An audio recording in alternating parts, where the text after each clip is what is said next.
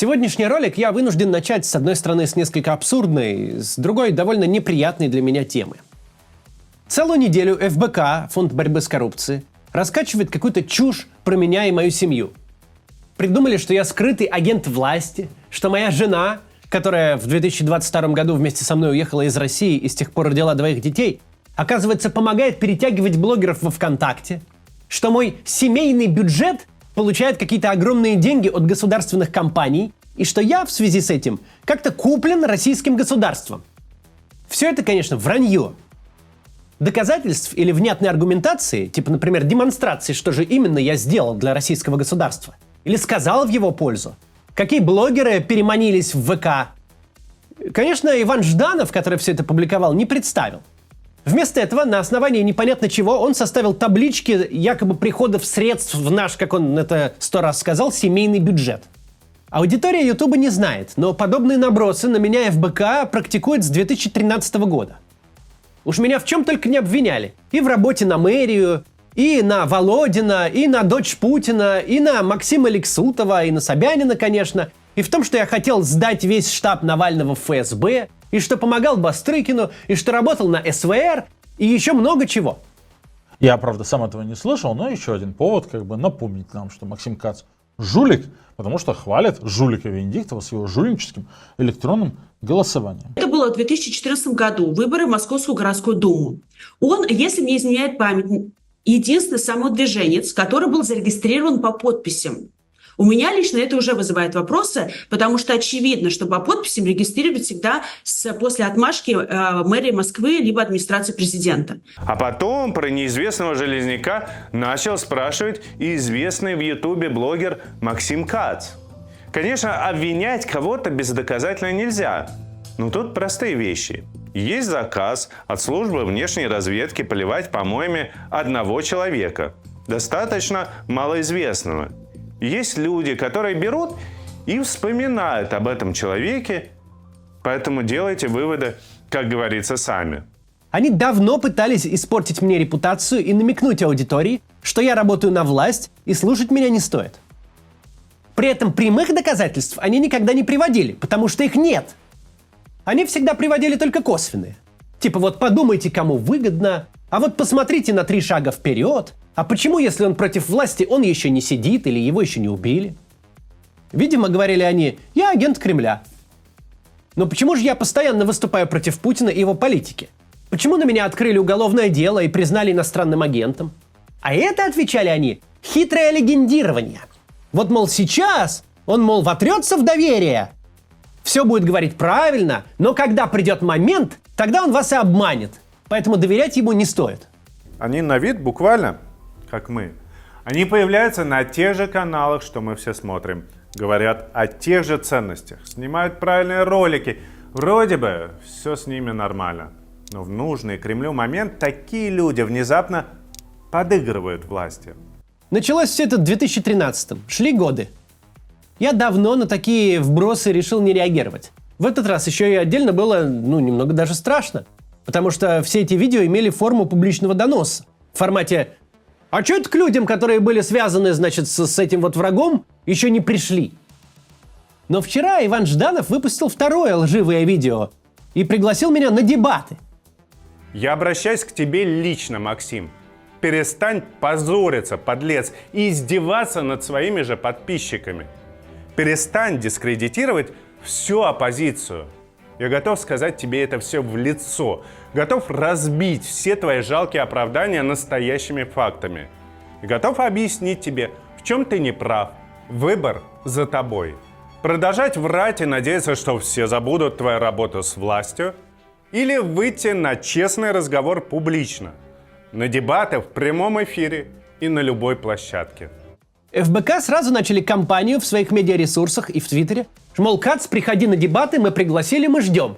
Ответа от Максима Каца не поступило. И сегодня Жданов опубликовал видео, в котором разоблачает ложь Максима Каца, которую тут тиражирует в своих соцсетях, и вызвал блогера на дебаты. В Твиттере все ФБКшники, и руководство, и обычные сотрудники стали постить приглашение на дебаты. Я, конечно, сразу согласился. Хорошо, пусть все претензии прозвучат лично. Доказательства будут представлены, если они есть. Я на них отвечу.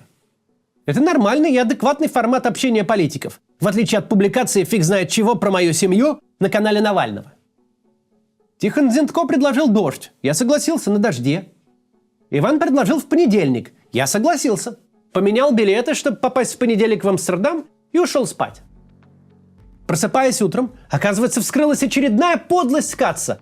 Очередной штрих к портрету, в ряду многочисленных уже опубликованных. Оказывается, я вероломно подловил Жданова своим согласием. К дебатам он не готов, потому что ни о чем не может думать, кроме смерти Алексея в годовщину. И хочет отложить их как минимум на неделю. Иван вдруг стал прикрываться годовщиной смерти Навального, хотя сам пригласил меня на дебаты за 4 дня до нее и сам согласился на понедельник. Я очень извиняюсь, что вам пришлось все это услышать. Я взял это на свой YouTube только по одной причине. Кто-то ведь на это повелся. С момента публикации всей этой херни от меня отписались 3000 человек. Это не так много в масштабе моего канала, но это 3000 человек, которых удалось обмануть. Ну и все-таки тут речь не просто о каком-то канале, где это все вышло. Это канал Алексея Навального. Причем вышло это за 4 дня до годовщины его смерти. Я видел комментарии к роликам на каналах ФБК и видел, что их аудитория все прекрасно поняла. Я очень благодарен всем, кто там написал хорошие слова. И очень неприятно, что грязью стали поливать мою жену, которая в жизни вообще никогда ничего плохого не делала. Понятно, конечно, что обвинение формата «Кац выпустил крайне негативный ролик о Яндексе», «Яндекс отправил через 4 дня в семейный бюджет Каца много денег» не очень-то убедительно. Но все же это канал Навального. Тот канал, где он выступал по четвергам с прямыми эфирами, где делал расследования очень обоснованные. Весь этот наброс разбавлен огромным количеством личных оскорблений, всяких измышлений. Вся эта история, с моей точки зрения, напрямую связана с судом против Александра Железняка и Сергея Леонтьева, который утверждает, что он банкир Навального, а дело против него политическое. Там вкладчики банка, которые пытаются отсудить свои деньги, подали в Лихтенштейнский суд мое расследование, а представители Леонтьева подали документы, дискредитирующие меня и рассказывающие, что я работаю на власть. Сразу, как только я начал это расследование про Железняка, ФБК начали копать компромат на меня и мою семью, а когда стало понятно, что на нас компромата нет, стали пытаться его выдумывать. Достался моим родителям и даже бабушке, вот жене. Все это очень неприятно. По моему предположению, и на дебаты Жданову запретил идти Железняк, иначе я не понимаю, как объяснить такое приглашение, бурное толкание идеи дебатов всеми ФБКшниками, согласие, а потом на следующий день отказ. ФБК я хочу сказать несколько вещей по этому поводу. Во-первых, если Иван готов защитить как-то публично всю эту грязь, которую он вылил на мою семью на дебатах, я жду тебя, Иван, в понедельник, как ты и предложил. Прекращай детский сад и приходи. Я готов ответить на вопросы в публичной дискуссии, как ты и хотел.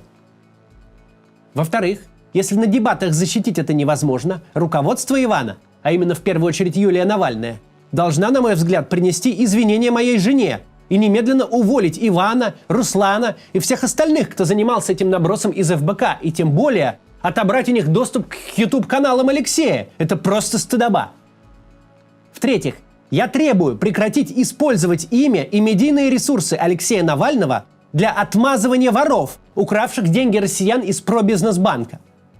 Да, 116 миллионов долларов – это большие деньги, за них идет суд. Но Навальный был, борцом с коррупцией. Он свою жизнь положил на борьбу с жуликами.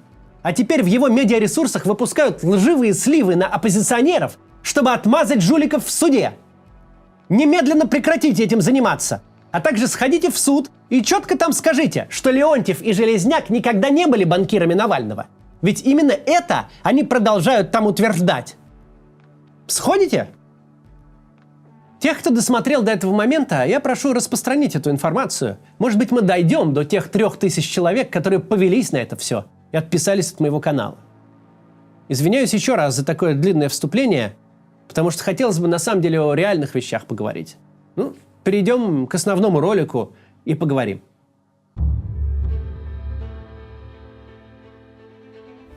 Вчерашний день и утро сегодняшнего в нормальной политике – это сплошной поток новостей, каждую из которых можно назвать хорошей. Дональд Трамп уже анонсировал целый ряд переговоров российской, украинской и американской сторон. Его спецпосланник уже объявил, переговоры обязательно будут вестись между президентами Украины и России лично. Вообще, если новости последних суток будет читать очнувшийся коматозник, то у него сложится полное ощущение, что была какая-то война, но она уже закончилась, и осталось только бумажки подписать. Есть один момент, который мешает воспринимать происходящее как череду позитивных новостей. Если читать то, что пишет Трамп, то вопросов нет. В его изложении все выглядит гладко и максимально конкретно. Уже сегодня начнется конференция по безопасности в Мюнхене, где встретятся российская, украинская и американская делегации, как сказал Трамп. На следующей неделе, до которой осталось 3 дня, между прочим, начнутся переговоры в Саудовской Аравии. Заявления Трампа заполнили новостную ленту и создали реальность, в которой войне вот-вот придет конец. Счет идет на дни, в крайнем случае на недели. Новости сейчас одна сплошная бочка меда. И мы рады. Хорошо бы так все было. Однако есть ложка дегтя. Она выглядит так. Пока складывается ощущение, что все это на данный момент существует только в голове Дональда Трампа, а широкая публика, получающая новости напрямую из этой головы, знает о грядущем мире больше, чем стороны, которые должны будут о нем договариваться. До начала Мюнхенской конференции по безопасности остались часы. Россию, которая вроде как должна на каком-то уровне переговариваться там с Украиной, на это мероприятие не приглашают с 2022 года. И нет ни единой новости о том, что кто-то с российской стороны туда поедет. Даже наоборот, есть новости, что не поедет никто. А украинская делегация говорит, что знать ничего не знает ни о каких переговорах в Мюнхене. То же касается и переговоров в Эр-Рияде. Встречи такого уровня, особенно если на них предполагается присутствие обоих президентов, это не посиделки друг с другом в кофейне. Таким событиям предшествует длительная подготовка. Как правило, такие встречи – это финальная стадия долгой работы, формальное закрепление существующих уже договоренностей. Президенты не начинают между собой на таких встречах договариваться. При этом пока нет ни намека на существование таких договоренностей и нет даже каких-то смутных рамок, на что обе стороны могли бы согласиться. Пока, к сожалению, все выглядит так, что Трамп выдает желаемое за действительное. Что план его заключается в том, чтобы своими публичными декларациями принудить стороны сесть за стол переговоров. Дескать, вот я за вас сейчас уже все решил, весь мир теперь думает, что вы готовы помириться, а кто мириться не согласен, тот будет выглядеть злодеем. И в принципе, такой прием существует и обычно используется в коммерческих переговорах. Когда заранее публично заявлено о достижениях успеха, стороны вынуждены подстраиваться под эту декларацию. Хорошо это или плохо в данном случае? Смотря с какой стороны посмотреть.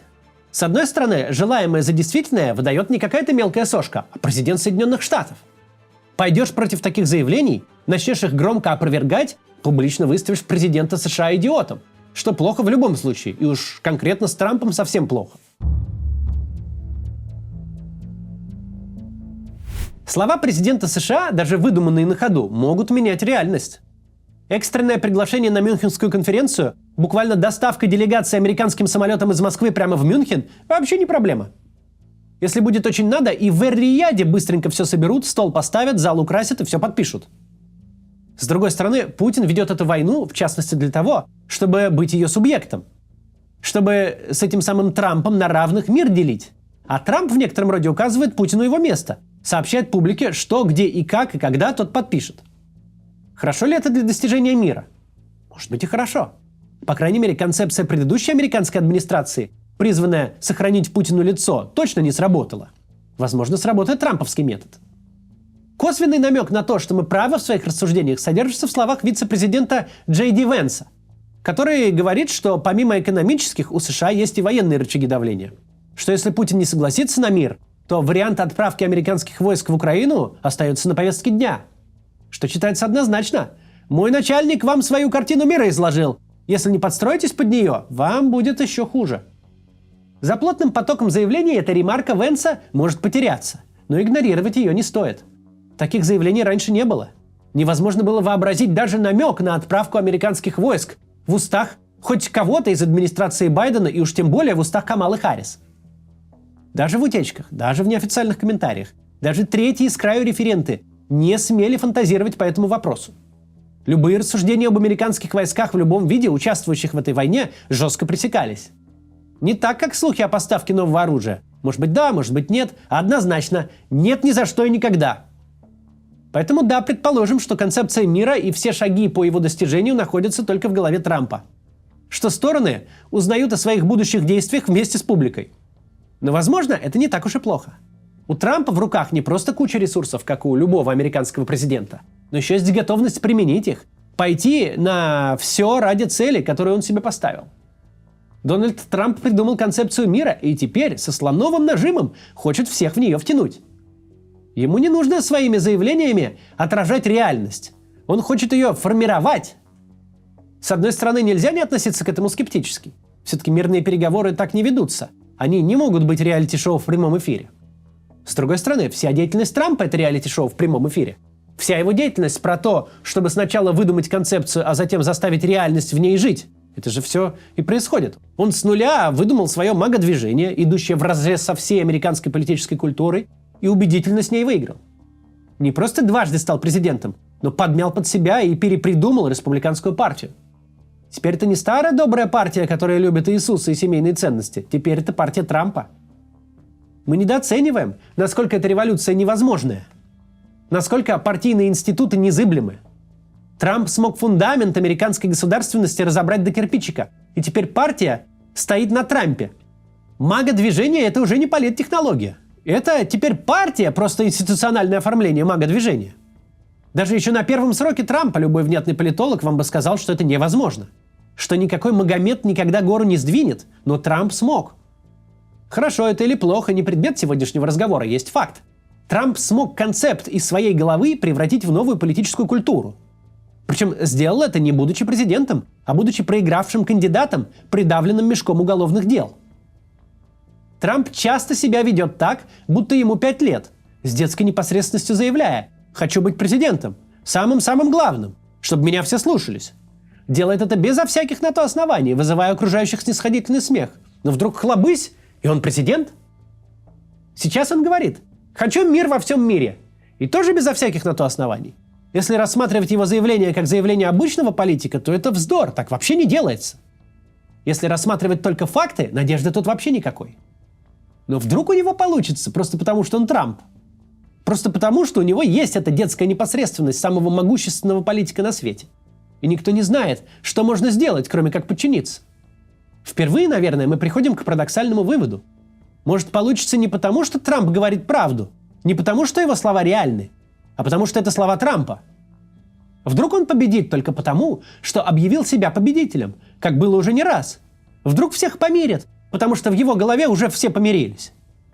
Хорошо бы. До завтра.